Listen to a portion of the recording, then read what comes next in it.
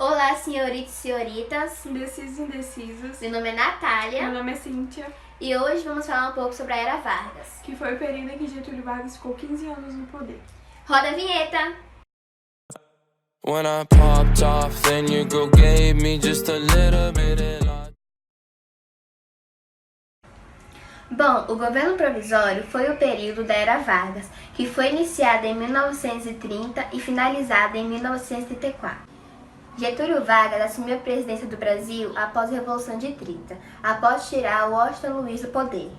Essa revolução foi resultado das disputas oligarcas travadas entre paulistas e mineiros.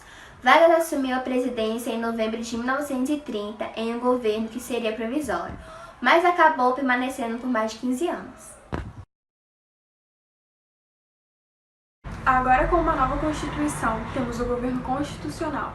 Isso significa que temos oficialmente o voto secreto, o voto feminino e as leis trabalhistas presentes. Isso não quer dizer que os conflitos tenham acabado. É nesse mesmo período que temos a criação de dois partidos políticos. A ANL, que é a Aliança Nacional Libertadora, que tem a participação de um grupo comunista, e a AIB, que é a Ação Integralista Brasileira, que tem preceitos fascistas. Nesse meio tempo, a gente tem também uma tentativa de golpe comunista, chamada de Intentona Comunista, em 1935. Porém, essa tentativa foi facilmente impedida pelo governo. Então, quando o governo de Getúlio Vargas está prestes a acabar e novas eleições iam surgir, vem à tona um suposto ataque comunista. Porém, isso não passou de um golpe do próprio Vargas para centralizar ainda mais o poder. E então Vargas fecha o Congresso e desse modo dá início à terceira fase, o Estado Novo.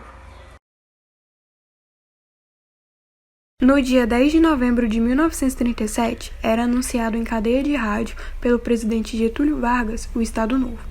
Tinha início, então, um período de ditadura na história do Brasil. Sob o pretexto da existência de um plano comunista para a tomada do poder, Plano COIN, Vargas fechou o Congresso Nacional e impôs ao país uma nova Constituição, que ficaria conhecida depois como Polaca, por ter sido inspirada na Constituição da Polônia, de tendência fascista. O golpe de Getúlio Vargas foi organizado junto aos militares e teve apoio de grande parcela da sociedade, uma vez que, desde o final de 1935, o governo reforçava sua propaganda anticomunista, alarmando a classe média, na verdade, já preparando-a para apoiar a centralização política, que desde então se desencadeava.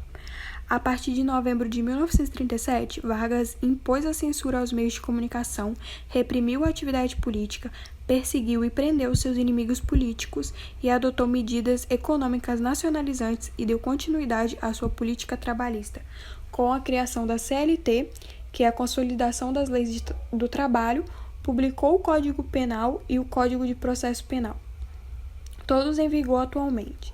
Getúlio Vargas foi responsável também pelas concepções da carteira de trabalho, da justiça do trabalho, do salário mínimo e pelo descanso semanal remunerado. O principal acontecimento na política externa foi a participação do Brasil na Segunda Guerra Mundial contra os países do eixo.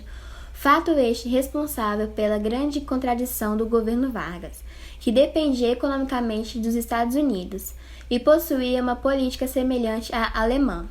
A derrota das nações nazifascistas foi a brecha que surgiu para o crescimento da oposição ao governo de Vargas. Assim, a batalha pela democratização do país ganhou força. O governo foi obrigado a indultar os presos políticos, além de constituir eleições gerais, que foram vencidas pelo candidato oficial, isto é, apoiado pelo governo e o general Eurico Gaspar Dutra. Chegava ao fim a Era Vargas, mas não o fim de Getúlio Vargas, que em 1951 retomaria a presidência pelo voto popular.